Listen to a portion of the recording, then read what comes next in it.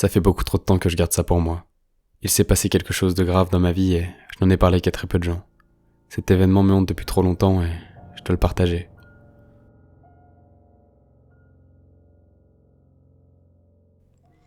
J'avais 14 ans et je vivais dans la même maison depuis toujours. Je la connaissais donc par cœur. Elle représentait tous mes souvenirs depuis ma naissance et j'y étais vraiment attaché. J'habitais donc dans cette petite maison de campagne avec mes deux parents, mais l'ambiance devenait de plus en plus lourde, car mes parents se disputaient toujours à l'époque. Et ça, depuis déjà un bon moment. C'était devenu habituel pour moi, et cela me forçait à être plus indépendant pour éviter toutes sortes de conflits. Un soir, je m'étais éclipsé de la salle à manger pour rejoindre ma chambre et éviter les tensions dues au dîner. Et, comme à mon habitude, j'avais ouvert ma fenêtre pour observer la lune et les étoiles, en essayant d'oublier les cris incessants de mes parents. Je pense que l'air frais m'aidait à me calmer. C'était en période de vacances, alors généralement j'attendais que mes parents aillent se coucher pour fermer la fenêtre et essayer de dormir. Cette fenêtre avait beaucoup de mal à se fermer. Forcément qu'elle avait du mal, et mon père n'avait jamais daigné venir la réparer, malgré mes multiples plaintes sur le sujet. Il avait toujours mieux à faire. Mais ce soir-là, alors que la fatigue me poussait vers mon lit, j'ai fait une étrange découverte. En effet, après m'être couché, j'avais remarqué un détail inhabituel. Juste au-dessus de mon lit, il y avait toujours eu un faux plafond, en forme de cercle, une sorte de petit trou volontairement creusé dans le plafonnier, pour avoir un accès à des câbles, j'imagine. Je ne m'étais jamais vraiment posé les questions, sachant qu'il avait, pour moi, toujours été là. Mais ce qui était étrange cette fois, c'est que le faux plafond n'était pas bien mis, alors que je n'y avais jamais touché. D'habitude, on le voyait à peine, car il était parfaitement emboîté dans le mur, mais là il était comme déboîté. Étant trop fatigué, je m'étais dit que ce détail pouvait attendre le lendemain matin. J'avais passé une bonne nuit et je fus réveillé par les rayons du soleil qui traversaient ma chambre. Oui, je ne fermais jamais mes volets pour pouvoir m'endormir avec la lueur de la lune que je voyais depuis mon lit. Mais alors que j'ouvrais les yeux, quelque chose m'alerta. La petite plaque au-dessus de mon lit était parfaitement remise à sa place, comme si quelqu'un était venu la replacer pendant mon sommeil. Je n'avais plus de raison d'attendre et cette étrange découverte m'avait complètement réveillé. Je suis sorti de mes draps et me suis mis debout sur mon lit sans attendre. Je pensais y trouver des câbles pleins de poussière, des tuyaux ou même des petits animaux. C'est vrai que j'entendais souvent des grattements dans le plafond durant la nuit, mais je m'étais jamais vraiment inquiété. Déterminé et sûr de moi, j'avais ouvert la partie circulaire découpée du plafond, tout en étant sur la pointe des pieds sur mon lit. Mais c'était trop sombre et je ne voyais rien. J'ai donc mis ma main dans le trou en tâtant les parois en espérant tomber sur quelque chose. Et à ma grande surprise, un objet heurta ma main. Je me souviens avoir sursauté et enlevé ma main directement pensant que c'était un animal. Mais une fois les battements de mon cœur calmés, j'ai attrapé l'objet sans problème. Et en effet, ça n'avait pas de poils, car il s'agissait d'une caméra. J'avais posé la caméra sur le lit alors que je me relevais une dernière fois pour remettre le faux plafond comme il était.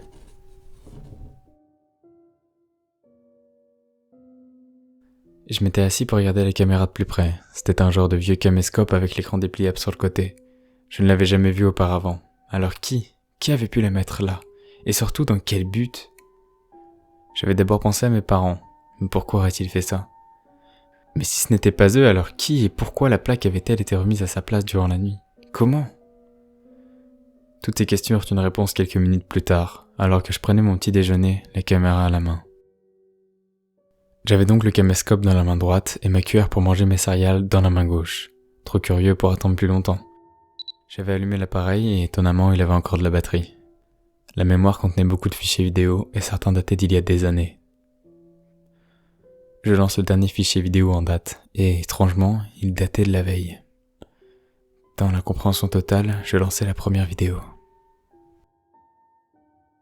Dès les premières images, un frisson me parcourut. Abasourdi, j'avais laissé ma cuillère tomber dans mon bol de lait. En effet, sur ces vidéos, on me voyait moi, couché dans mon lit en train de dormir. La vidéo durait plusieurs minutes, et dans celle-ci, on pouvait voir quelqu'un filmer ma chambre, fouiller dans mes affaires, dans mes tiroirs et surtout m'observer. M'observer avec insistance dans un air pervers. Et le son, on entendait un homme respirer, une respiration qui semblait chaude et humide juste derrière la caméra de celui qui me scrutait. Cette même caméra que j'avais dans les mains. Ces vidéos me hantent encore aujourd'hui, et j'en ai la boule au ventre rien que d'en parler. Ça me dégoûte. Qui pouvait bien avoir une obsession si morbide pour moi? J'étais terrorisé à l'idée que quelqu'un soit rentré dans ma chambre la nuit pour m'observer et en plus me filmer. Et je découvris avec effroi que toutes les autres vidéos étaient similaires. Pratiquement toutes les nuits, le même homme s'introduisait par ma fenêtre, qu'on voyait ouverte sur les vidéos, et me regardait dormir. Il s'asseyait même parfois sur mon lit, à mes côtés, comme une mère regardant son enfant dormir paisiblement, mais cette fois avec un air dérangé. Dans certaines vidéos, il lui arrivait même de prendre quelques-unes de mes affaires avec lui, comme une chaussette ou même des affaires de cours, ce qui d'ailleurs avait expliqué de nombreux mystères par rapport aux disparitions de mes affaires personnelles.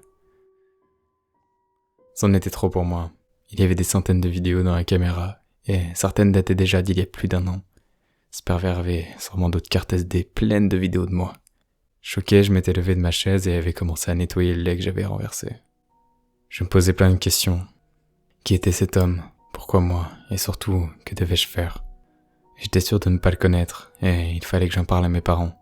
Ils trouveraient sûrement une solution. Du moins, c'est ce que je m'étais dit.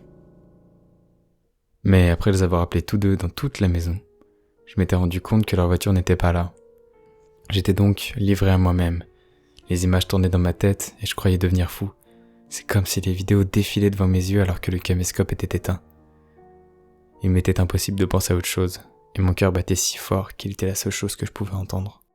Je devenais parano, et toutes les entrées de la maison me paraissaient suspectes. Je me sentais plus du tout en sécurité, et je n'attendais que le retour de mes parents pour tout leur expliquer.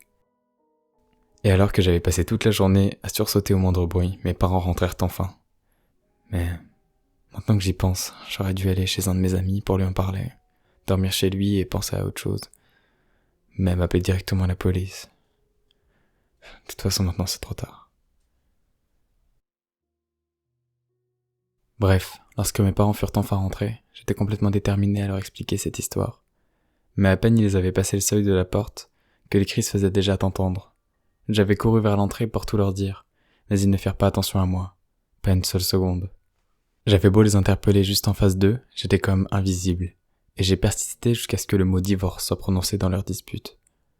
Ce mot me fit un pincement au cœur similaire à celui que m'avaient causé les vidéos. Je n'en revenais pas. Mes parents voulaient divorcer. J'étais déjà assez angoissé à cause de toute cette histoire, mais là, c'était trop. J'étais complètement perdu, alors après être resté un moment immobile face à mes parents, qui n'avaient même pas remarqué ma présence, j'avais décidé de me faire tout petit et de retourner dans ma chambre. J'avais donc prévu de leur annoncer au dîner de ce soir, pour qu'ils m'aident à me sortir de ce cauchemar.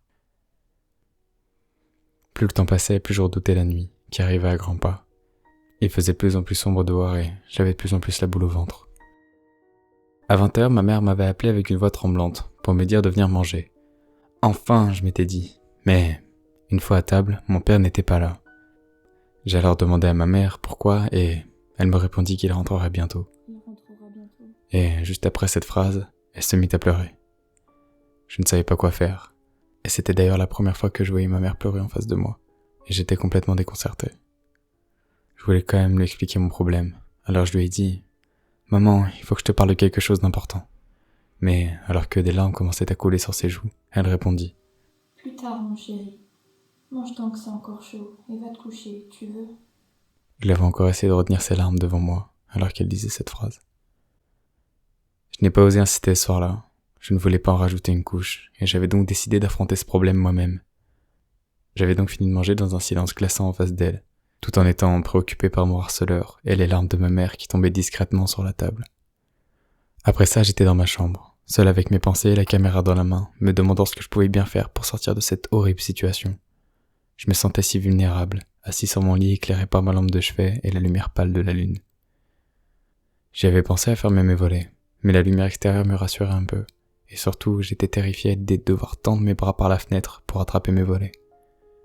Dire que depuis 2 jours, je passais des heures la nuit sur le bord de ma fenêtre à observer innocemment les étoiles. Et s'il était venu alors que je ne dormais pas, que m'aurait-il fait? Bon, j'ai été confronté directement à cet homme 2 fois en tout, et la première fois, c'était justement ce soir-là, où j'avais décidé de me débrouiller seul. J'avais placé le caméscope derrière mon oreiller, et non dans le faux plafond, espérant peut-être décourager l'homme. Je m'étais installé dans mon lit en essayant de me convaincre que tout ça n'était qu'une mauvaise blague d'un de mes amis, mais moi-même je n'y croyais pas vraiment. J'avais essayé de lutter contre le sommeil, la boule au ventre, tout en fixant la fenêtre en face de mon lit. Mais, après quelques heures, j'avais déjà succombé à la lourdeur de mes paupières. J'ai ouvert les yeux à 3 heures du matin, 1 heure à peine après m'être assoupi. Et là, une vision d'horreur. Juste en face de mon visage, il y avait celui de cet homme, à seulement quelques centimètres de moi. Je pouvais sentir la chaleur de son souffle sur mon visage. Il n'avait pas du tout l'air effrayé par mon réveil. Il avait même un petit sourire satisfait en coin. Il y eut quelques secondes de silence effroyable où je ne pouvais rien voir d'autre que les yeux de ce vieil homme. Ses yeux semblaient sortir de leurs orbites, comme pour mieux me scruter. Ce moment n'a duré que 2 petites secondes, mais m'a paru comme une éternité, comme s'il avait toujours été là, nez à nez avec moi, son regard plongé dans le mien. Après ça, j'étais tétanisé, et mon seul réflexe a été d'hurler. Hurler comme je ne l'avais jamais fait. Et dès que j'ai ouvert la bouche, l'homme a affiché un grand sourire, tout en se retirant discrètement vers la fenêtre de ma chambre, qui était grande ouverte. J'étais complètement horrifié de ce qui venait de se passer, et je n'osais faire aucun mouvement. Heureusement, mes parents accoururent tous deux dans ma chambre. Mon cri les avait alertés. J'ai mis peut-être un quart d'heure à arrêter de pleurer, mais j'ai fini par me calmer et tout expliquer à mes parents qui semblaient complètement perdus. Je leur ai montré la caméra qui était toujours sous l'oreiller et leur ai raconté toute l'histoire. Ils n'en revenaient pas et me reprochèrent aussi de ne pas les avoir prévenus avant. Il eut un long moment de silence dans lequel mon père se leva du lit et s'approcha de ma fenêtre toujours ouverte, et après un bref regard à l'extérieur, il ferma mes volets, puis les fenêtres. Je me souviens avoir ressenti des choses étranges lorsque mon père avait fermé mes volets, car je ne l'avais pas fait depuis bien longtemps, et que ce soit le bruit ou l'obscurité qui vint par la suite, tout cela me fit me sentir comme condamné. La seule chose qu'on me dit après ça, c'était ma mère qui m'avait demandé de venir dormir dans leur lit. Je n'avais pas fait ça depuis la maternelle au moins, mais sur le moment, je n'ai pas hésité une seule seconde. Comment j'avais pu croire que j'allais gérer ça tout seul ? Je devais donc dormir entre mon père et ma mère, et avant de se coucher, ils se jetèrent un regard noir. J'arrivais à sentir la tension entre eux, mais ce n'était pas ma plus grande préoccupation, car à peine je fermais les yeux que les images de l'homme me revenaient. Ses yeux directement rivés sur moi, à quelques centimètres seulement de mon visage. J'avais encore l'impression de le sentir juste en face de moi. Je ne pouvais donc pas fermer les yeux trop longtemps sans paniquer. Il était donc revenu et cherchait bel et bien sa caméra. J'ai réussi à voir la folie dans ses yeux, et encore aujourd'hui je m'en remets pas. Bref, j'ai passé une très mauvaise nuit et à chaque fois que j'arrivais à m'endormir, j'étais quasiment instantanément ramené à la réalité. Le lendemain, je me suis réveillé seul dans le lit de mes parents, et la police était dehors en train de parler avec mon père et ma mère. Je vis seulement mes parents hocher la tête sans expression lorsque les policiers parlaient. Dès leur départ, j'avais demandé à mes parents ce qui allait se passer. Mais bien évidemment, ils ne pouvaient rien faire pour l'instant. Un des policiers avait même dit à ma mère que j'avais probablement réalisé les vidéos moi-même avec un ami dans le but de faire une blague. Qui est-ce que ça amuserait ? Leur seul véritable conseil a été de mieux sécuriser la maison, et que si quelque chose d'autre arrivait, il fallait les appeler directement, et pas le lendemain. Quelques heures plus tard, des ouvriers étaient déjà là pour poser de nouvelles portes et de nouvelles fenêtres. Mon père et ses amis s'étaient occupés de faire de nouveaux volets plus résistants, et aussi d'acheter des verrous supplémentaires. Logiquement, plus personne ne pouvait rentrer par effraction chez moi, mais je ne me sentais pas rassuré pour autant. Cette nuit-là, il ne se passa rien, mais j'étais dans un état pitoyable. Je n'avais que les idées noires, j'étais paranoïaque à la limite de la folie. Chaque bruit, chaque lumière ou reflet me terrifiait. J'avais dormi seul dans ma chambre cette nuit, et le caméscope était posé dans le tiroir de ma table de chevet, et je n'y touchais plus. Autant vous dire que j'avais eu du mal à m'endormir, mais la nuit qui suivit fut bien pire. Mes parents, eux, semblaient avoir déjà oublié tout ce qui s'était passé, et ne se souciaient pas vraiment de moi. L'ambiance était pesante, mon père et ma mère ne se parlaient pas, et moi, j'étais à la limite de la dépression. La journée avait été très sombre et nuageuse, mais j'avais tout de même regardé le soleil se coucher à ma fenêtre, avant de fermer mes lourds volets, puis ma fenêtre. J'avais très mal dormi ces derniers temps, alors je m'endormis plutôt rapidement ce soir-là, sans trop penser à toute cette histoire. Mais au milieu de la nuit, je me souviens avoir ouvert mes yeux. Il faisait froid, et ma chambre était teintée d'une faible lumière blanche, celle de la lune. En effet, mes volets étaient ouverts, et ma fenêtre aussi. Mon cœur se mit à battre très vite, et je suis sorti de mes draps, puis j'ai attrapé la caméra dans le tiroir avant de m'avancer vers le centre de ma chambre. J'étais paralysé par la peur, et le seul mouvement que j'ai pu faire fut de lancer l'enregistrement d'une vidéo avec la caméra. Avec du recul, je sais pas vraiment pourquoi j'ai fait ça. Peut-être pour garder une trace de ce qui se passait et qu'on puisse enfin me croire. À partir du moment où le bruit du lancement de la caméra s'est fait entendre, il y a eu un gros bruit venant de la cuisine, puis un long moment de silence. J'étais juste en face de ma porte, et pourtant, je n'avais même pas réalisé qu'elle était grande ouverte. Après ça, je ne pouvais plus quitter des yeux l'obscurité qui se trouvait derrière la porte. Un frisson me parcourut lorsqu'une silhouette se dessina dans le couloir en direction de ma chambre. À ce moment-là, toutes les images de l'homme me revinrent en tête, et tous mes sens me crièrent de partir au plus vite. Mais mon corps, lui, restait tétanisé de peur. Alors je suis resté au milieu de ma chambre, face à la porte et dos à la fenêtre, en regardant la lueur de la lune éclairer l'homme qui se rapprochait lentement de ma chambre. Mes battements de cœur s'accéléraient encore et encore, c'était le seul son qu'on pouvait entendre. Il entra dans un silence de mort. Il était courbé, mais sa tête, je pouvais voir qu'elle était déjà arrivée sur moi. Plus il s'approchait, plus il était éclairé, et la lune dévoilait petit à petit son visage et reflétait ses yeux globuleux. Il vint pratiquement se coller à moi avec ses yeux exorbités qui me fixaient directement. J'aurais voulu fermer les miens, mais c'était comme impossible. J'étais paralysé et condamné à vivre ce cauchemar. Il semblait vieux, mais avait étonnamment une peau très lisse et blanche, ce qui faisait encore plus ressortir son regard vitreux. J'étais très proche de l'évanouissement, mais je n'avais aucune réaction. Je tenais toujours le caméscope allumé, mais lui, alors que ses yeux fixaient toujours les miens, je pouvais voir qu'au fil des secondes, il commençait à sourire. Un sourire malsain, similaire à celui qu'il avait fait le jour où je me suis réveillé en face de lui. Ses mains se mirent à bouger, puis il tendit ses bras vers moi. Je ne sentais plus du tout mon corps, et mon cœur était prêt à exploser. Je suis sûr qu'il l'entendait battre, et qu'il était satisfait de me voir aussi terrifié. Mais étonnamment, il ne me toucha pas. Il prit lentement la caméra que je tenais presque plus du bout de mes doigts fébriles, puis, toujours me fixant avec ses yeux écarquillés, prêts à exploser, il me contourna et s'arrêta juste derrière moi.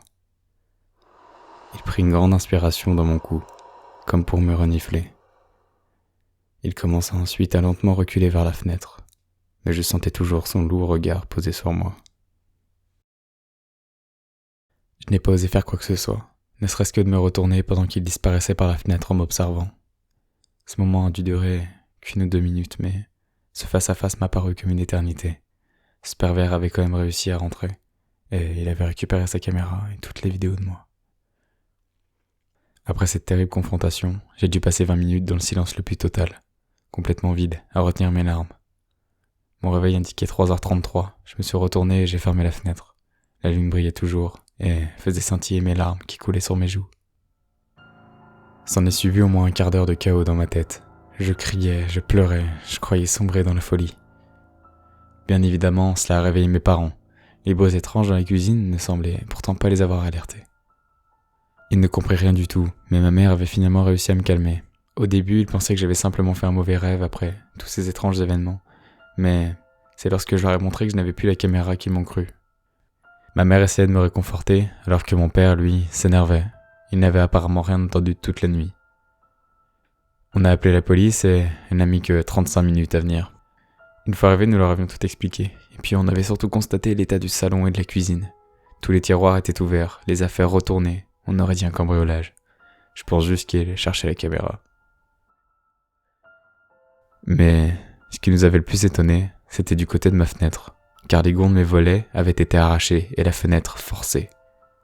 Le plus étonnant dans tout ça, c'est que je n'ai rien entendu du tout. Mon père n'arrêtait pas de répéter que c'était pas possible, qu'il n'aurait pas pu arracher ça lui-même. Le policier lui a ironiquement répondu qu'il avait du mal à faire son travail, ce qui n'aida pas à calmer mon père qui continuait de dire que c'était impossible, tandis que moi, je ne disais plus rien, j'étais dépourvu d'émotion. Je n'ai pas redormi le soir-là, et mes parents non plus d'ailleurs. J'ai regardé le soleil se lever, j'étais complètement vide, et pour moi, plus rien n'avait de sens.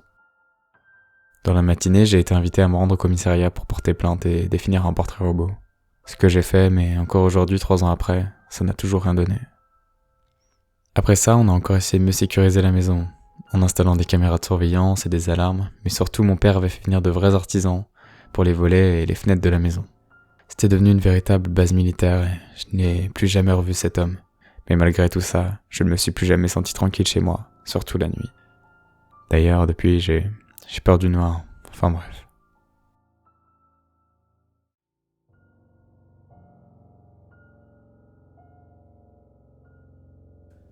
Depuis cette histoire, 3 ans sont écoulés, et de l'eau a coulé sous les ponts. Maintenant, je ne vis qu'avec mon père, car oui, ils ont bien fini par divorcer lorsque j'avais 15 ans.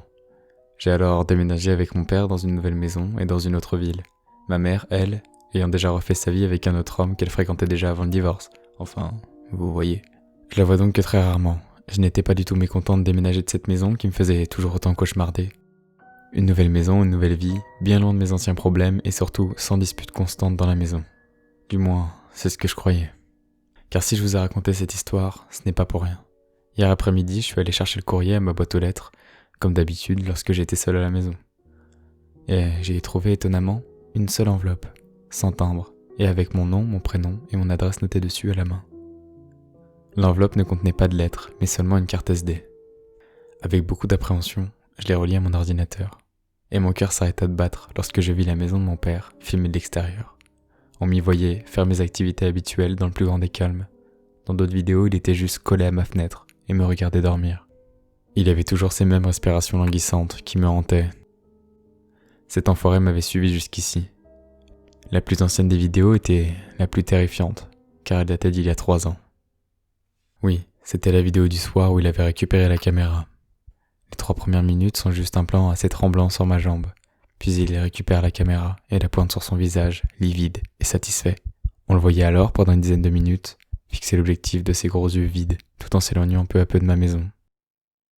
Son visage resta figé jusqu'à la fin de la vidéo qui s'arrêta sur son sourire, dans un silence angoissant. Il avait gagné. Regarder cette vidéo fut un des moments les plus durs de ma vie. Tous les souvenirs que j'essayais d'enterrer depuis si longtemps sont revenus instantanément. Ce fut d'une souffrance terrible. Toutes mes peurs sont revenues. Plus rien n'a de sens pour moi. Je n'ose plus rien faire. Je pense que j'ai besoin d'aide, je suis terrifié. Il est revenu et je ne sais pas quoi faire.